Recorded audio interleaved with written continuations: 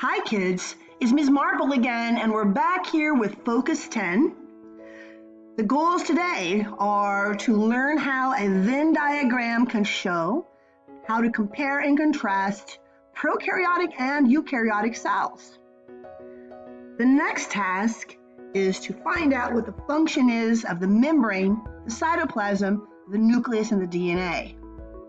And remember kids, if you're waiting around for me to stop blathering on and on, you know me well enough to know that is not going to happen. So whenever you need to write something down, just pause me. I won't get mad. You can always come back to me later. What you need to do is on your next 2 blank pages in your science journals, I need you to make a pair of Venn diagrams as seen below. These can also be found on the DLP. Each one is going to take a full page. So go ahead and write down question 1, make your 2 diagrams, and then we'll move on. Oh wait, you didn't write down question 1 yet? All right, moving on. First, let's look back a little bit and remember the things you learned in Focus 9. Just as a way to review, prokaryotes is another name for bacteria. There's more than one kind. And basically, bacteria were the OGs of the living world. They first arose in the primordial seas more than 2 billion years ago. And they exist today. So first, they are not only smaller than eukaryotes, but they are much more simple. First, the difference between a prokaryotic cell and a eukaryotic cell, their difference in size is roughly the same as the difference between the size of the moon and the earth, or between the earth and Jupiter. Take your pick. Second, look back into your memories and recall that a prokaryote is very simple.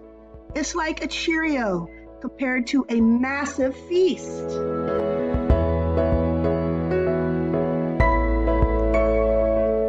Here's an example of a bacterial cell. We'll learn more about the parts of this cell later on, but I just want you to let this image burn into your mind a bit and then compare it to this one.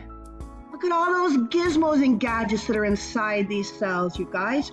These are way more complicated. All right, next, on your Venn diagrams for prokaryotes and eukaryotes, this is where you should be right now.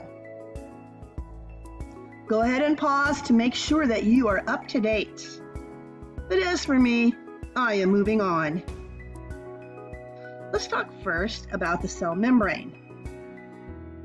So, the definition of a cell membrane is it's a selective barrier that allows the passage of oxygen and nutrients and waste both into and out of the cell.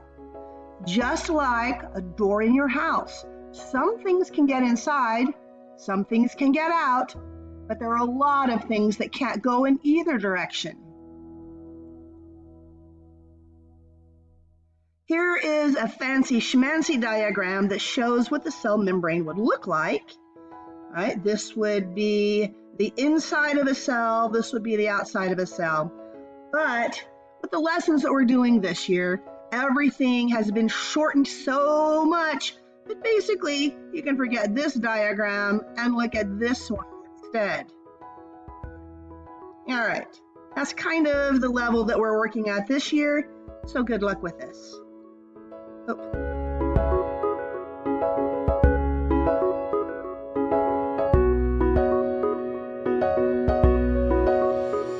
So in other words, some things just can't get in because there's a barrier.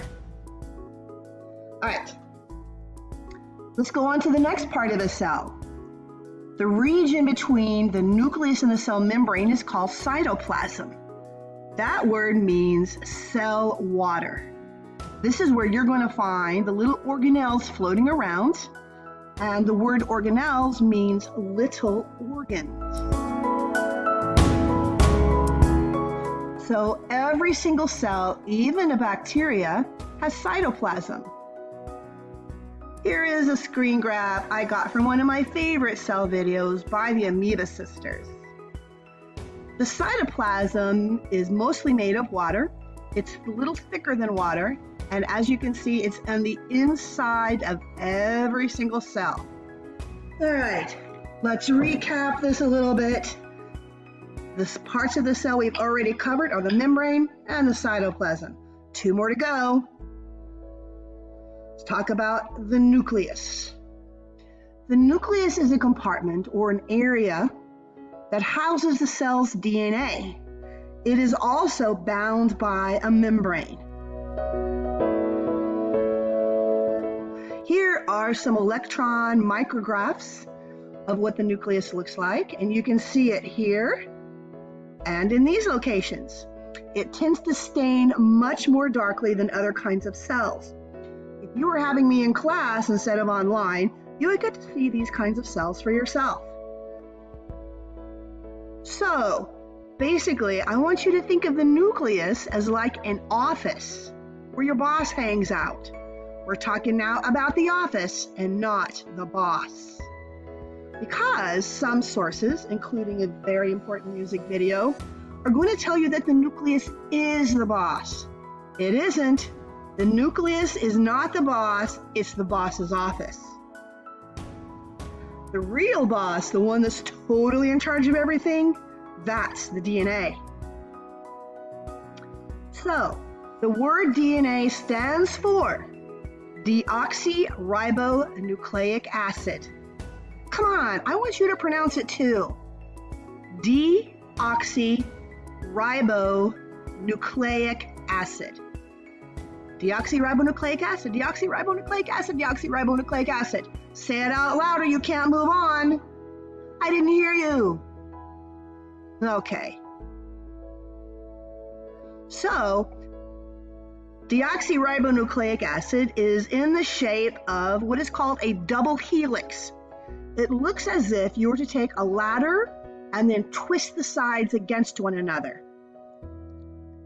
So basically, you guys, DNA is the instruction manual that tells how to make a cell do everything.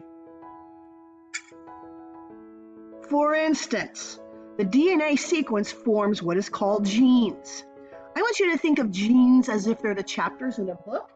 Later on, when you're in biology class, you'll learn more about what the letters in the sentences are. But for now, think of a sequence of the gene, a sequence of the DNA as the gene. So each chapter carries an instruction that tells the cell how to do something, like make a protein. There are many, many chapters in this book. Actually, there are about 20,000 chapters in all of your books put together. So, each chapter is like a chromosome. You inherited 23 of these chromosomes from your parents, 1 set of chromosomes from your mom, and 23 almost identical volumes or chromosomes from your dad. Altogether, there are 46 books. There are 23 pairs of books, and they are almost identical. Together, we're going to call these the Library of You, otherwise known as your genome. And this is what they look like. To me, this looks like a bunch of delicious Parmesan-covered gnocchi, all stuck together. And of course, you know that I'm going to end this with a food analogy because you know me. So finally, a major difference that you're going to want to write down on your Venn diagrams is where you find the chromosomes in the cells. In a prokaryote, the DNA just kind of floats out in the cytoplasm. It is a single loop.